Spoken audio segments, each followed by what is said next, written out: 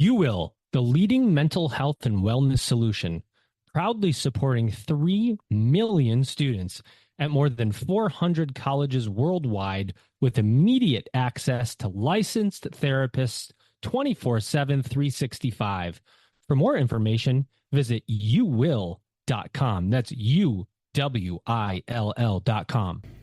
Hey everybody, this is Elvin Freitas, co-founder of the EdUp Experience, and today we are extremely excited to announce our paid subscription service. By subscribing today, you will get exclusive early access to ad-free episodes, extended episodes, bonus episodes, original content. That's right, original content, and invites to special events, all while helping to sustain EdUp. To become a subscriber, go to edupexperience.com. That's EDUP experience.com and subscribe to our free email newsletter to learn how you can get access. Again, go to edupexperience.com. That's EDUP experience.com. Welcome back, everybody. It's your time to Ed Up on the EdUp Experience podcast, where we make education your business. This is Dr. Joe Salustio back with you again and again here on EdUp. It will never stop, as you know, and as I've stated many times. Elvin Freitas, co-founder, producer of the EdUp Experience podcast, keeps me busy recording every day, Monday through Friday at 12 Central, every day, Monday through Friday. That's how much I talk in my sleep. Actually, this will not surprise many of you, but when my day is over and I have to take my kids to jiu-jitsu, and there's all these other people there, and I take them to jiu-jitsu, I go to the corner and I don't talk to anyone because I've been talking all day. So everybody thinks I'm a real son of a gun. But really, I just don't want to talk because I talk to great people here on the podcast, and that's where I expend all of my energy. And there's a gentleman here with me today that's going to get my full attention. See how he did that? And my full energy because he's got a lot to say. He's doing some pretty innovative and interesting work across the pond. And you know, all of you know that we have about 15 to 20% of our audience is outside of the U.S. In United Kingdom, Canada, Australia, other countries with higher ed, significant higher ed systems.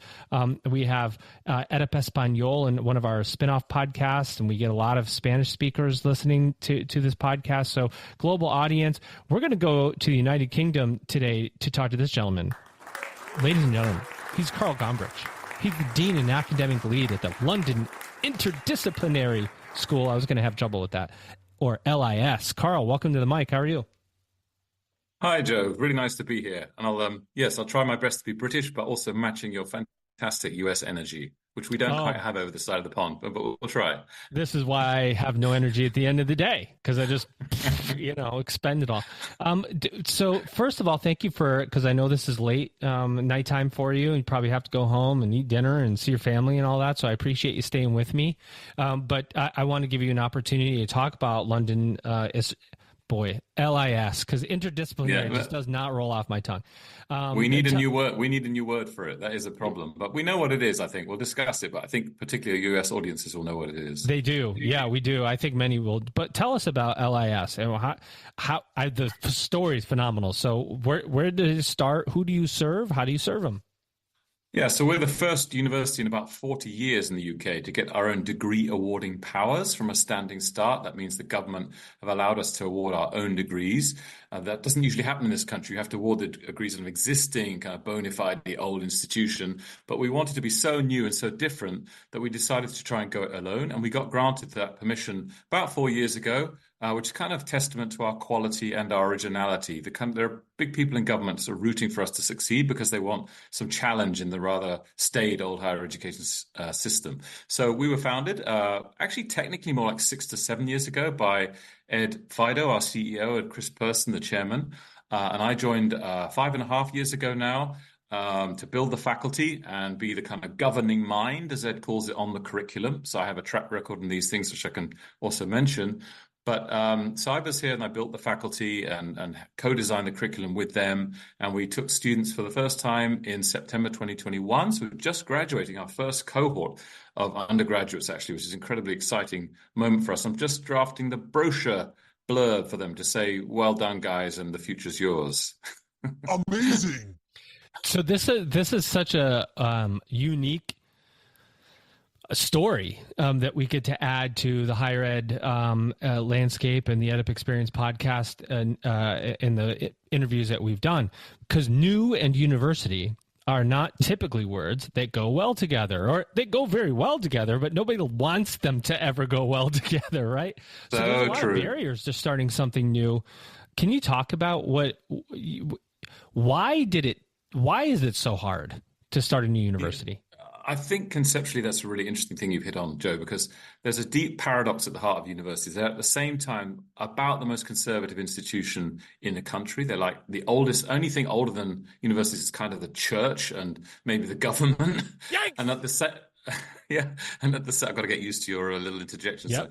So, at the same time, they are kind of radical. There are revolutionaries within universities, and so they're always playing with this paradox of how can we change a system which is so conservative, so hidebound, gets so stuck in its ruts, and kind of be genuinely revolutionary in a positive, disruptive maybe is a better word to use sometimes. So that's the paradox we're wrestling with, and we're still wrestling with it. I mean, a young university is 20 years old, right? A middle-aged university is 50 years old. We're 3.5, 4 years old. So we're just like almost a zygote, maybe, or maybe we're just about born now. We've got some graduates, but the tadpole swimming around with a bunch of sharks. Yeah, but it's a longer journey to get really established.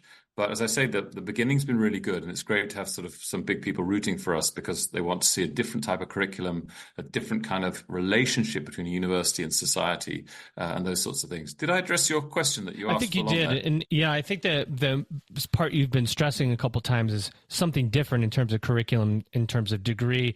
What's different about LIS that is challenging the status quo? So when I talk to my colleagues across the pond there, it's a very different conversation to in the UK or almost anywhere in the world, because you do have in the US, because of your liberal arts tradition, something a bit closer to what we do. So this is an important thing I always say when talking about education. Education is always about context. If you're talking to a school in sub-Saharan Africa about what they should be teaching, it's going to be completely different to an elite school in Shanghai, to a rural school in the US. All these things are different. And in the UK context, because we're not single disciplinary, we're already revolutionary. In the UK, you don't have this liberal arts tradition. You go to school, to university, to study one subject. So in that sense, we are much more similar with things you're very familiar with in the sense of breadth of curriculum, kind of clusters of things which students can choose as they go through the degree. But we are still very different to a liberal arts education because we only have two parts of the curriculum. We study real-world problems and methods to tackle those problems. And that's it. So we don't think in terms of majors and minors and traditional academic subjects and canons of knowledge. We focus on a problem like inequality for a semester, or like sustainability for a semester, or like technology and ethics for a semester. And then we kind of buttress that, or we kind of support that with methods which can be quite hardcore, like data science, like experimental design, but also things like video making or campaign writing, tools, really, modern tools, which we think students will find helpful in tackling those problems. So its very simplicity is kind of its radicalness, because you can't come here to study just psychology or even psychology and economics. It's real world problems and methods to tackle those problems. But I have to say, I went just one more kind of addendum to that. I spoke at a very famous we call public, which means actually private school in the UK here. And they're quite keen for their students to think more in terms of liberal arts now and going to the US, because they're a bit fed up with a kind of very conservative British view of just one subject. So she said to me, she said, Carl, you go on stage and you say, your degree is just like the best US system, but even better. So that's what I did. I said to the kids, she said, have you heard of Harvard? Well, we're a bit like that, but we're even better and more contemporary. Outstanding. I love it.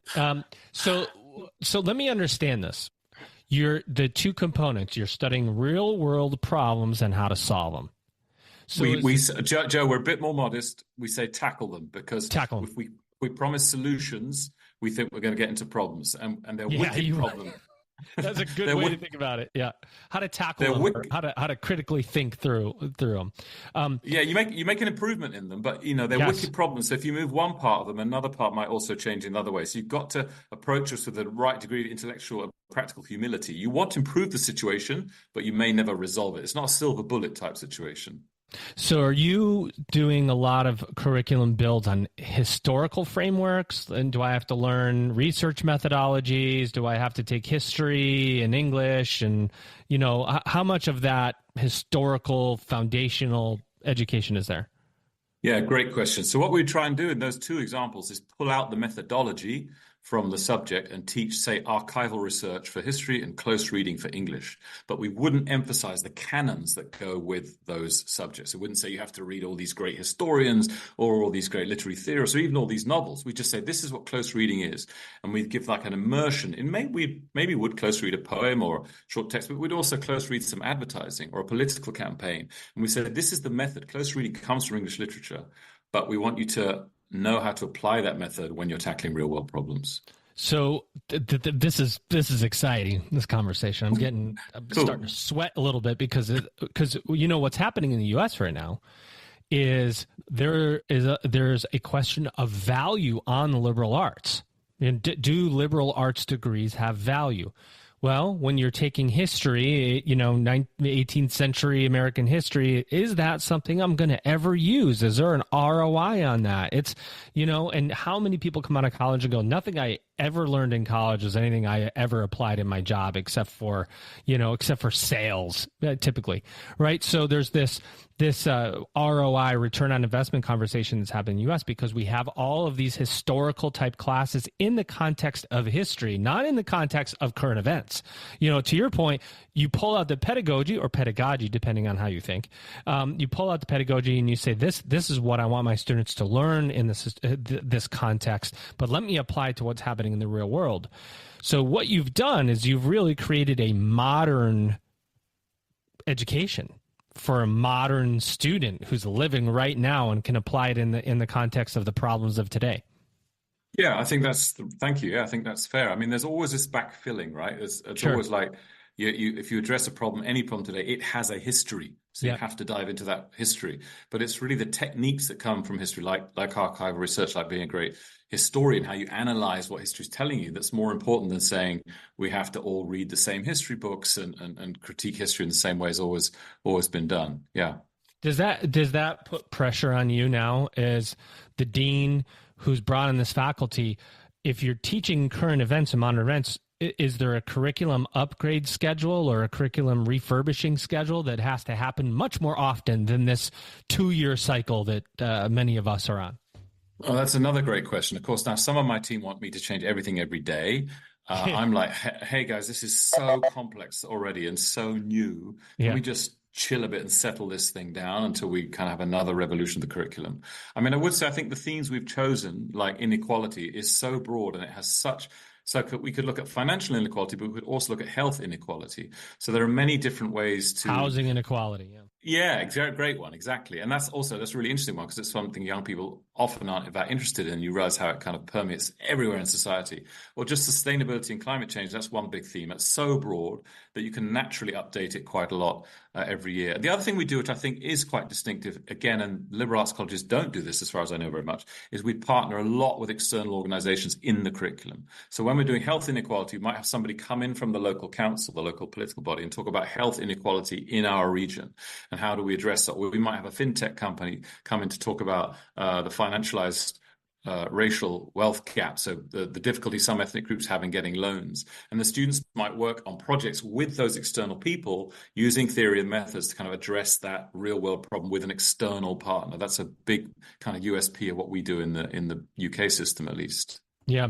So how are you doing with enrollment with students? Because most people think when you start a college, they're just going to have 10,000 students. It's just going to become rolling in. But you're really dealing in 10s and 20s and 30s and 40s for a while. You get up to that first 100, and boy, is that amazing.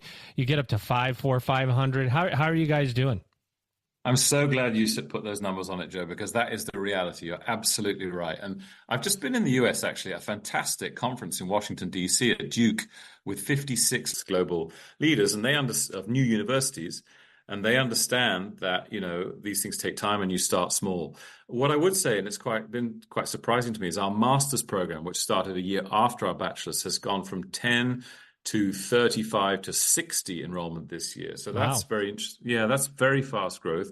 While the undergraduate is kind of around 30 on average over 4 years now. Let me say, it is hard to do that, by the way. Any new college that you start, any new university, you have a big barriers to entry. Barriers to entry are typically that you have other universities around you with huge brand power. And so you're trying to convince a market of your differentiation, so then it's as much about marketing as it is about curriculum building, because those students have to be convinced that this is new and innovative, and not to go to these competitors or these institutions that have this huge brand recognition. So getting to 50 students in a program is fantastic. It's really hard to do, and I think people have sometimes different expectations. I think it's just, you start a university, like I told you, and people are going to show up, but you're really talking if you can get in increments of 50, you're really doing well. More than 400 colleges around the globe trust UWill to support the mental health and wellness of their students, faculty, and staff. As the leading global mental health and wellness solution, UWill provides an immediate appointment with a licensed counselor based on student preferences, all modalities of teletherapy, a direct crisis connection, wellness events, real-time data, and support. Learn how the leading mental health and wellness solution can support your campus by visiting uwill.com. Hey everybody, this is Elvin Freitas, co-founder of the EdUp Experience. Are you enjoying the conversation so far? Good, I hope so. Did you know that you can actually hear this conversation early before anybody else and ad-free, so you don't have to hear my voice during these ads? And did you also know that you could get extended episodes, bonus episodes, original content? That's right, original content, and invites to special events, all while helping to sustain EdUp? Well, if you didn't know, now you know. So go to edupexperience.com, that's EDUP experience.com, and become a subscriber today. First, you got to sign up to our free email newsletter, and then you'll find out how to become a subscriber. Again, go to edupexperience.com. Yeah, thanks, Joe. You really do get it. And, it's particularly hard for us, I think, because we want to retain that quality and that difference. If we were just like, okay, this is the latest course in UX or UI, or whatever it might be, or data science for free or whatever it is. I mean, those, of course, are very important, and they're interesting also in economic changes the last 30 years, which kind of come through tackling complex real world problems, which is kind of what we do. So if we start compromising on that, then we don't think we're doing that really valuable old school mission of universities of kind of helping form young people's minds. And like you say, that's a long, slow sell, right? That's not something any parent or kid looks at and thinks, yeah, I'm going to pay to, form my mind in a new way. You've got to spend really a decade probably establishing that in your institution before people see the type of person that emerges from this program, what they go on to do. Tell them like it is. That and the piece where, when you have any kind of startup of any kind, there are going to be people that sell against your longevity. So if you have a student that is looking at a competitor in the area, that competitor is going to say, oh, they're a new university. Who knows if they're going to make it? You may very well know you're going to make it. But you have to operate with a startup mentality, which means you have to operate really differently than your competitors do. Can you talk about being a startup, how that changes your thinking, and how do you, when you bring, I guess just the overall framework of thinking, because you have to bring on faculty that think innovatively. Yeah, absolutely right. And again, we're unique in being a combination of startup and university. That is really unique in the UK, probably ever in some ways. Yeah. So at least amazing conversations, because some faculty, firstly, I have to say, just to blow my own trumpet for a moment, I'm amazingly proud of the team we've recruited, and I'm amazingly proud of our retention, because it's been an incredible journey and there have been lots of challenges and stresses, but we pretty much retained out of 17 faculty, everybody we wanted to retain to this point. We're just getting to a stage now where we're looking at a little bit more turnover, like maybe 2 out of 17 deciding to sort of move on. But it's been incredibly consistent. And that kind of shows that everyone is completely bought into the vision, and everybody's kind of able to put aside maybe some of their prejudices, some of their strongest concerns, because ultimately they're united in wanting this new interdisciplinary problem-solving based university. So that's been a wonderful journey, and we're kind of at that stage now of startup to scale up, which is yet another challenge in any small. Yeah, exactly. So that's again why I want to settle the curriculum a bit, not have too much innovation while we look to see how we might scale.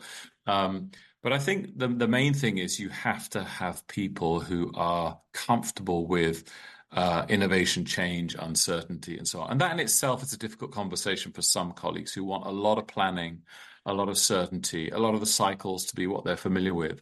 And you can try that, you can start that in September, but by 1st of October, everything has to change, right? Right. And so that, and of course, again, probably the same in the States.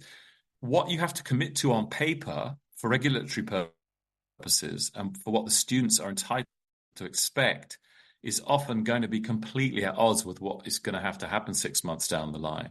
So that is immensely challenging because you're in such a tightly regulated area where the timelines out are so far, and you just know you're signing this bit of paper thinking, yeah, but anything might happen in terms of the external partners we want to work with, in terms of how the curriculum's actually going, in terms of personnel, that when we get near that point, we're going to have to find some way to keep the students engaged and believe what we're doing, but we're going to have to pivot as well. We're going to have to change it. So yeah, it's challenging. I think you can feel that. How do your colleagues in other institutions view this startup, this initiative? Is it viewed as are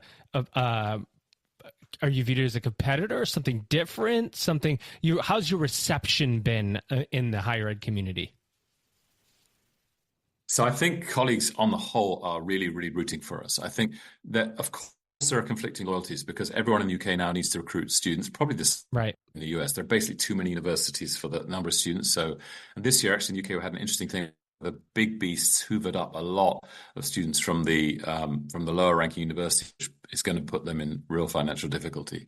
So there's that. There's also the kind of, every academic is at least partly, if not wholly, in their career because they're fascinated by thinking, by this world, by education and so on. And everyone I speak to looks to us and kind of like, I do love this, I do love this. I'd like to be part of what you're doing. I wish it had been around when I was a student. So there's a lot of goodwill and interest, and I'm always being sought out by people to meet through LinkedIn or email. So yeah, there's that kind of tension between what they say in public and in private. But I think, you won't find many academics who don't think that reform is in some way needed in the sector, or at least challenge is needed in the sector. It's too uniform, really, in this country, certainly, and possibly across the world. Do you think that's why you have such supporters in government and otherwise, is because is there a demand for more, like a breadth of skill, that liberal arts education or interdisciplinary skill can provide that's just not there for jobs or something? Is there some force within the UK that's creating the need for this? Yes, there is. There's always these reports coming out from employers about a mismatch between graduate skills and what they need. And we have, like I'm sure you do in the US, kind of labor market related organizations that run those surveys. What's interesting is that they still say overwhelmingly, I think the statistic was in the high 80s again this year, they want graduates. They want school leavers just somehow can't cut it for what they need to do. But there's this gap still between, we want graduates because they're better, but they're not really good enough. They don't have the data skills. They can't write well enough and so on. So there is that gap. And we, as I said at the top, we do exist to kind of teach students and graduates tools to engage in the modern workplace. I like to talk about this degree kind of platforms you optimally to jump out into the widest range of jobs you might want to do.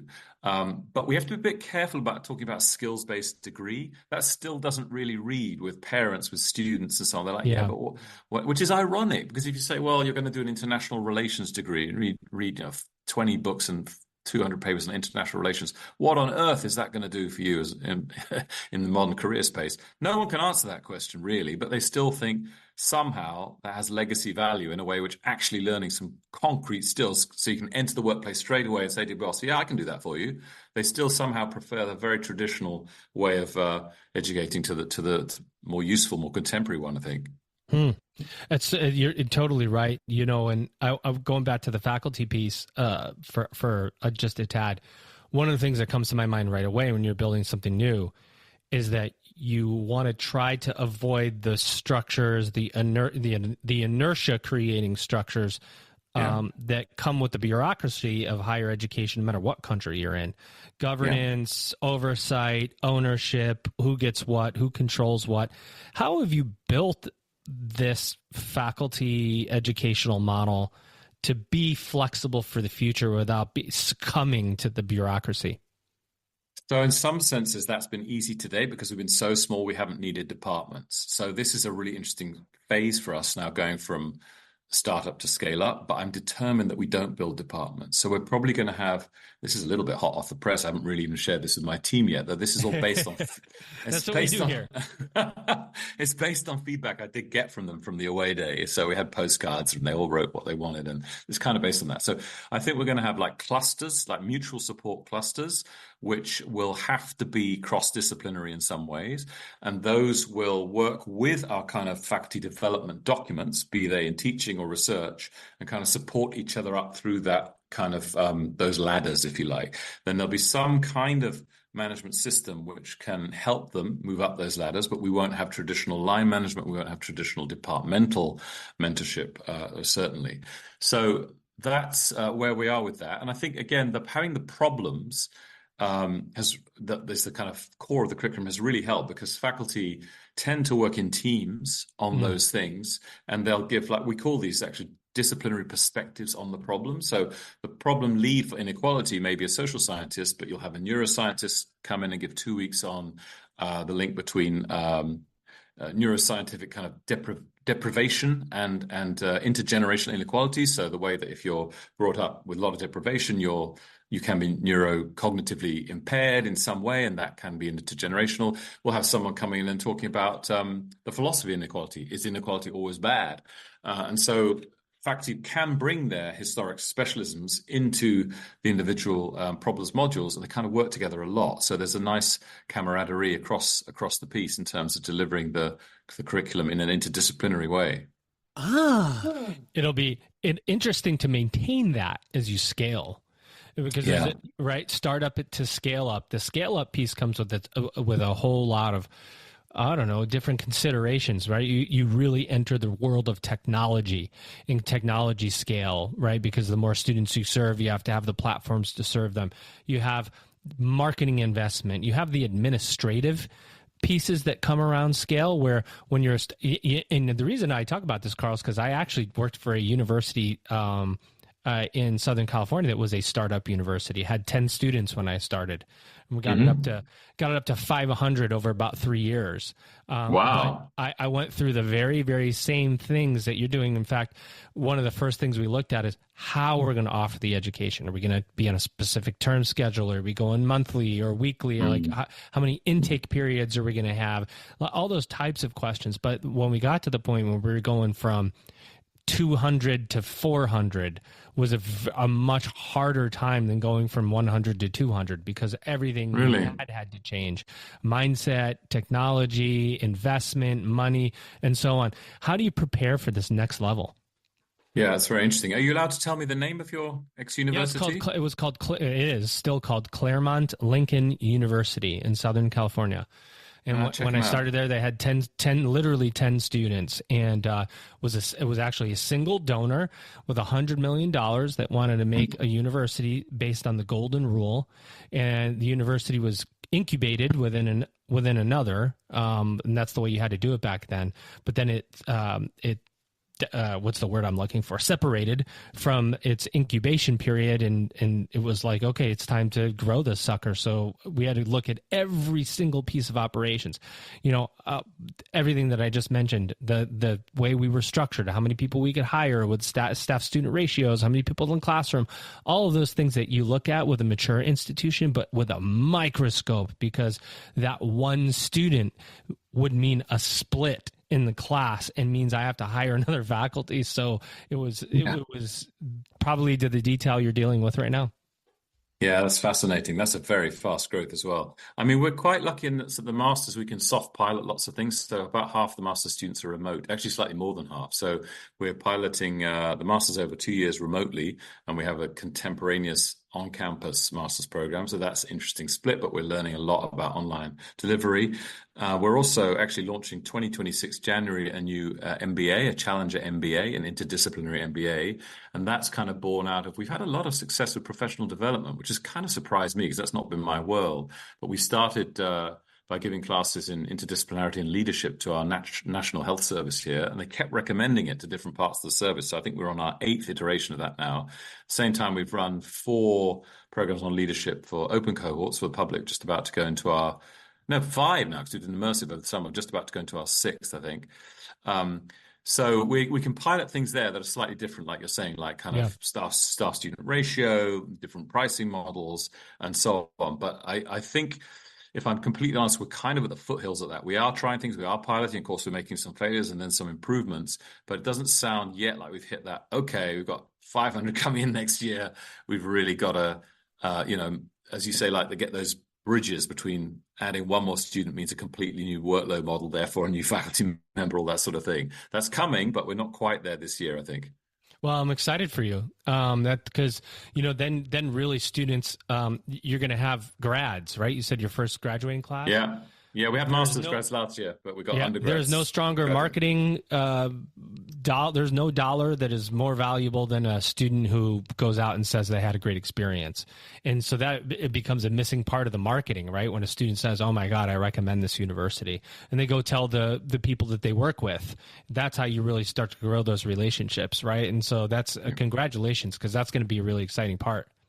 Yeah, 100%. We had one of the best endorsements we had last year. We had a mother who's also what we call a super head in this country. So she goes into failing K-12 schools and turns them around. She's done it twice now. Amazing woman. I have massive respect for those people. That's a tough, tough job.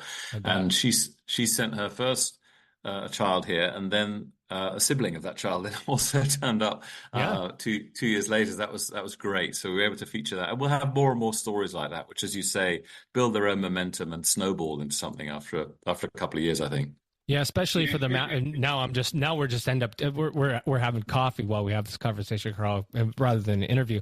But I started going, okay, I've got a master's student. They have a job at XYZ. I'm going to go to this company XYZ, and I'm going to say, hey, if you send me 20 students, I can discount the tuition based on the number of seats you fill, for example, or whatever it is, Well, we're definitely looking at that at the MBA, because we want to have a kind of project-based type of MBA where people bring their problems to us, and this is like an incubator or a lab in which they'll develop them with some of our thinking. So we're already talking to many organizations about that kind of relationship for the MBA. Do you have anybody going and thinking about a startup starting their own business because of this interdisciplinary work? We do, absolutely. It's funny because we have two businesses that are grown out of this. Wow. We haven't gone very public with them, but I'll tell you, because it's a different audience. One of them is in beer, and one of them is in a kind of weed, a legal kind of weed. It's an illegal kind of weed. No, it's completely legal. I don't quite understand. I haven't beer and weed, everyone. Cheers. Yeah, I know, right? And it's funny because I think it's the wee guy was one of our absolutely top students. He did this incredible capstone dissertation where he basically created an amazing tool. So the USP of our capstones, and it's beautiful, you won't find this anywhere else in the UK, is they tackle a problem of their interest, and they have to do some quite advanced qualitative methodology and quantitative methodology on this topic of interest. So we get an amazing range. I can tell you about a couple more, but this guy basically created a tool which is incredibly sophisticated, detailed, and accurate for very small to medium-sized businesses to estimate their recycling costs, particularly around plastics. So it was full with kind of energy calculations. It was arithmetic. It wasn't detailed maths, but you had to have the proper chemistry right, the proper energetics right, and the kind of, is it worth my while exporting all these plastic bottles to this recycling center? Not just is it worth it economically, but actually, is it good for the environment? So he kind of wove in all the kind of tools around what sustainability is, as well as real costs for the business. So he's a great student, really interesting guy. But I think he's the guy that. Yeah, that's great. Give me another one that stands out to you. So I'll give you two. One is very intellectual, one's very practical. So we had a lovely one about deforestation in Scotland, where a young woman used GIS mapping, which you might know is kind of a well-known technique now for kind of looking at land changes using satellite imagery. And there's a strong coding part. She looked at deforestation over many years. And then she also went and did some sort of local anthropological / biological research of the communities up there and how they're shepherding and husbanding this land, and how they're trying to sort of bring it back to the community and have schools use it and have youth groups use it.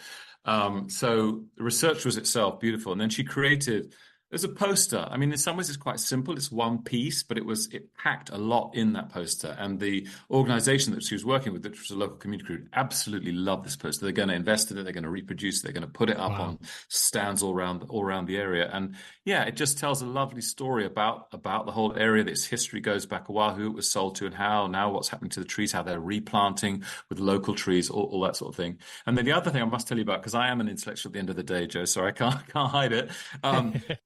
We had a guy who worked on something called Harlick features and visual abstraction. So basically, he looked at when human beings think an image moves from being of something real, like a face or a fruit, to when they think it becomes abstract.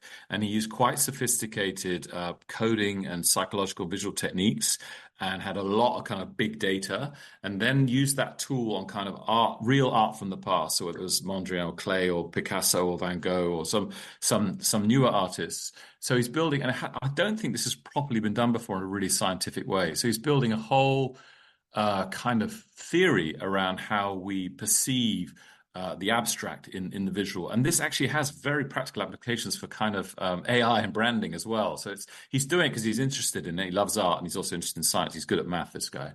But it's fascinating. I mean, that could go on to a PhD pretty much straight away, I think, if he's interested in it, because it was a really interesting combination of fine art, really proper art stuff, and proper kind of coding, math, and psychology. Amazing. Yeah, I feel very smart now with my, after this stuff that you're talking about. I mean, what amazing results that you're having, which really is the way that you make a splash in the industry. What else do you want to say about LIS and the work that you're doing?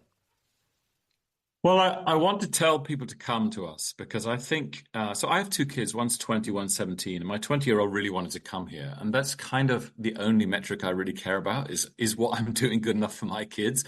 I'd love your listeners to get in touch with me, get in touch with our marketing team here, and think about, do they know a young person that for whom this would be a more interesting engaging option than the traditional way of doing things? Because I basically think lots of kids are missing out. That's what I'm trying to say. I know that sounds a bit like, this guy's got something to sell. He would say that, wouldn't he? But I know the stats too. I know the dropout rates at university. I know what people say. Just what you said earlier about that was fun. I got drunk. I met some nice people, but I can't remember anything I learned. I know all that stuff. Yeah. And for me, that isn't what university should be. It's such a privilege to go to university that it should really define you. It should make a tremendous impact on you as a person. And if you go somewhere you're engaged and you're challenged and it's quite intense, which we certainly are, we are intense, you're going to get that experience. And for me, that is high value. Having that peak experience at university is really high value. And so, I just hope people learn about us and consider us. It's not for everyone, definitely. My younger son actually is extremely scientific. He just wants to do like engineering or science. That's cool. That's fine. That's him.